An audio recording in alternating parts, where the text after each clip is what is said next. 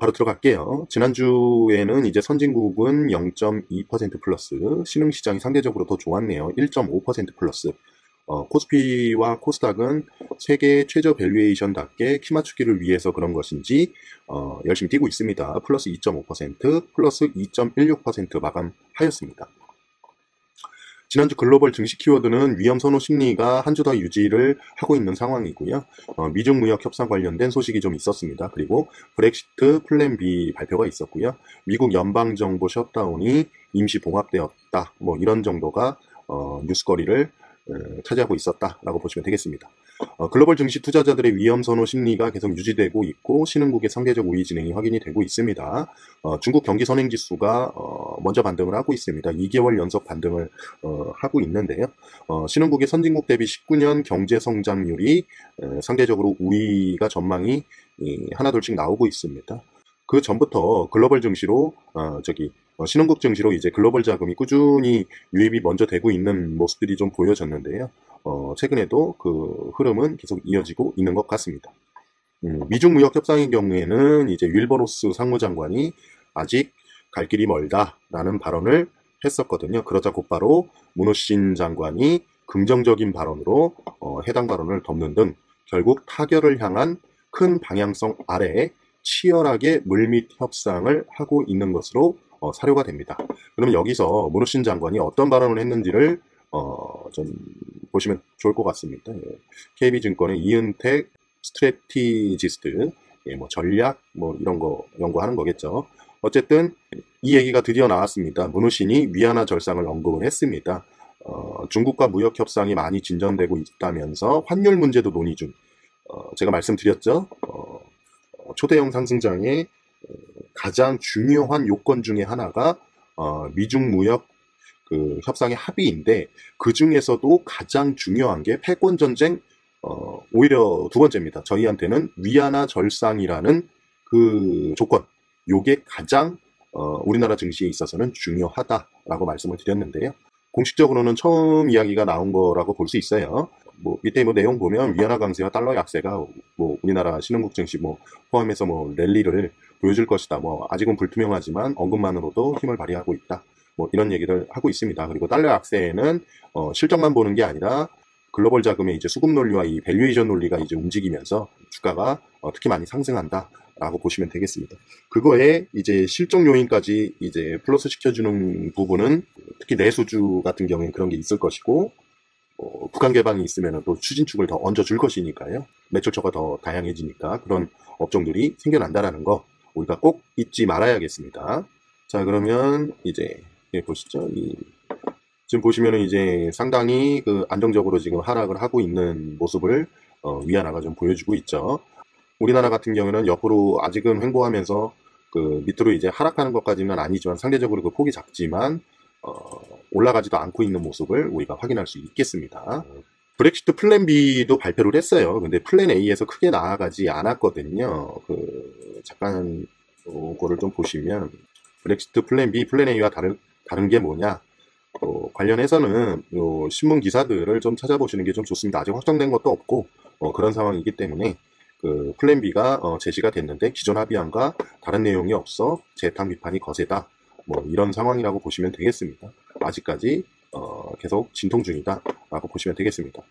글로벌 자금 플로우에 따라서 외국인들의 국내 증시 귀환으로 우선은 인덱스한 성격의 자금들이 유입이 되고 있고 일부 액티브도 유입이 되지 않았을까 의심하는 쪽도 있습니다. 어쨌든 시가총액 비중이 큰 IT, 특히 반도체 업종의 상승이 인상적이었던 한 주간이다. 단 제가 말씀드리는 것은 시장에 대한 전체적인 구조적 위험이 약화되어서 전체적인 상승이 오는 것이다 라는 정도로 무게감을 두는 것이 보다 현명할 것이다 라고 보시면 되겠습니다.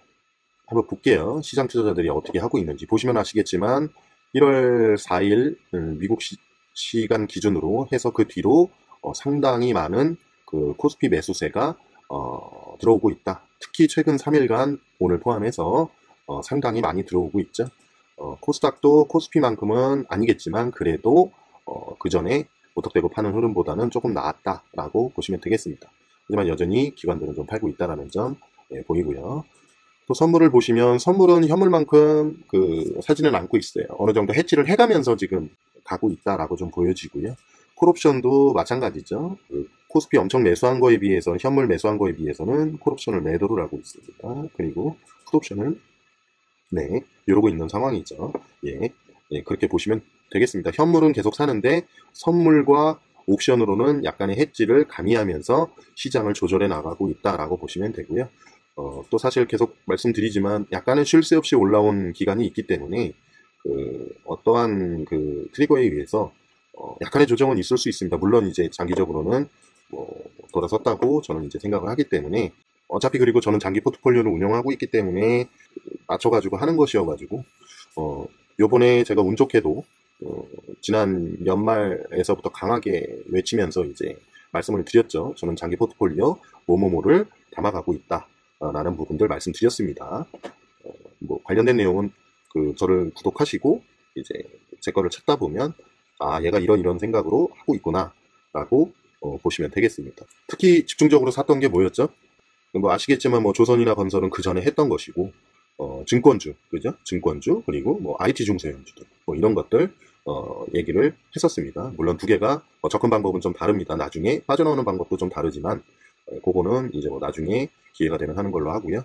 이번 주 증시 보도록 하겠습니다. 이번 주 증시 키워드는 미국의 1월 FOMC 회의가 있고요. 영국 브렉시트 플랜 B 의회 투표가 있습니다. 그리고 실적 시즌 계속 이어지고 있고요. 미중 무역 협상, 북미 2차 정상회담 등이 관련된 뉴스들이 있겠습니다.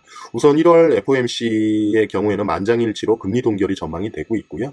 1월 4일 이후에 금리 인상 일시 중단 재확인 및 연준 대차 대조표 조건부 변경 가능성을 기대하는 장이 지금까지 이어져 오고 있습니다. 일각에서는 인내심이라는 문구를 공식 삽입을 하는 것도 기대하고 있는데 사실 지난번에 이제 지나친 정책 투명성을 언급한 것이 오히려 시장에 혼란을 가져왔었거든요. 이러한 학습 효과를 절절히 느낀 연준이 굳이 넣지는 않을 것으로 전망을 하고 있습니다. 계속 두루뭉술하게 약간씩 기대를 주면서 가는 게 가장 좋습니다.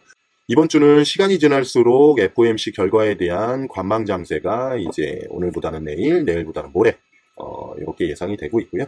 아직은 시장금리 동결의 기대에 비해서 공식적으로는 19년도 2회 인상이 있죠. 그래서 제 예상은 금리 인상은 2회를 유지를 하되 인터뷰에서 1월 4일 언급한 것처럼 그 연속성을 확보하고 그리고 일정 조건 하에 필요에 따라 연준 대차 대조표 축소도 뭐 조기 종료든 뭐든 이 워딩으로 조금 공식화를 할 수는 있다 인터뷰에서. 그래서 대체적으로 도비시 하지 않겠냐 비둘기처럼 나오지 않겠냐라고 보고 있습니다. 한편 3주간의 임시 연장으로 수면 아래로 잠시 가라앉았는데요. 미국 정부 셧다운이죠. 트럼프 정부와 민주당의 힘겨루기는 지금 계속 이어지고 있습니다. 추후 시장에 조정의 빌미 여지를 여전히 안고 가고 있다. 라고 보시면 되겠습니다. 29일에 그 브렉시트 플랜 B가 지금 이제 민주연합당의 어떤 조건부 찬성을 하고 있습니다. 그럼에도 불구하고 글로벌 증시에 위협을 가할 수 있는 요인으로 보시면 되겠습니다. 다만 이제 타결되면 당연히 좋죠. 그런데 부결 시에는 계속해서 혼란이 가중될 수 있어서 관심을 가지고 지켜보시면 좋을 것 같습니다. 참고로 핵심은 북아일랜드와 아일랜드의 국경 문제, 뭐 관세 문제, 그로 인한 뭐 영국 전체의 관세 동맹 유지, 뭐 기한 명시 뭐 복잡합니다. 지금 계속 싸우고 있다라고 보시면 되겠습니다. 미중 무역 협상 31일에 유허 부총리가 미국 방문을 하거든요. 역시 핵심은 지적재산권 부분으로 사료가 됩니다. 현재 물밑에서 계속 치열하게 아마도 협상 중일 거예요. 그리고 북미 2차 정상회담 역시 접촉이 활발한 가운데 장소 시기에 대한 발표가 점점 구체적인 기대로 바뀌고 있는 상황입니다. 심지어는 지금 들려오는 뉴스로는 미국에 도달되는 뭐 장거리 미사일이죠. ICBM 폐기와 뭐 핵 동결, 뭐 핵 사찰, 뭐 이런 것과 개성공단, 금강산 재개 등 남북 경협 일부에 대해서 제한적이고 단계적인 맞춤형 제재 해지 뭐 이런 스몰딜 분위기가 좀 감지되고 있다라고 보여지는데요. 아주 바람직합니다. 처음부터 원스톱 해결 자체가 원래 어려웠습니다. 그래서 긍정적인 접근법으로 저는 판단을 하고 있는 상황이고요. 2차 정상회담이 발표가 될 때쯤에는 현재 잠시 쉬고 있는 대북 관련주들에 대한 훈풍도 가능하겠다라고 보여집니다. 특히 개성공단과 금강산 관련된 애들 좀 보실 필요가 있을 것 같고요. 철도주도 좀 쉬고 있는데 뭐 같이 한번 살펴보실 수 있을 것 같습니다. 한편 29일에는 또 애플이 실적 발표를 하거든요. 그렇게 좋지 않을 것 같거든요. 영국 브렉시트 가결될 수 있을까요? 저는 높게 보지는 않는데 어쨌든 글로벌 증시 흐름에 다소간의 영향이 있을 것으로 감지가 되고 있습니다. 가로 열고 보수적 접근 필요는 방금 말씀드린 이유 때문이고요. 1월 4일 그날의 인터뷰 이후 글로벌 위험자산 선호도 현상은 뚜렷하고 국내 증시에 1월 한 달간 외국인이 약 3조 원의 코스피를 순매수했죠. 다만 쉼없이 올라온 부분이 있던 만큼 차익 실현 매물 가능성이 점점 높아지고 있기 때문에 급하게 살 필요는 없다라고 보시면 되겠습니다. 단기 스탠스는 다소 보수적으로 보되 중장기적으로는 시장이 크게 바뀌고 있음을 어느 정도 판단을 해서 긍정적으로 유지를 하고 있다라고 보시면 되겠습니다. 예. 이번 한 주 뭐 늦게 이렇게 보내드려서 다시 한번 좀 양해 말씀 부탁드리고요.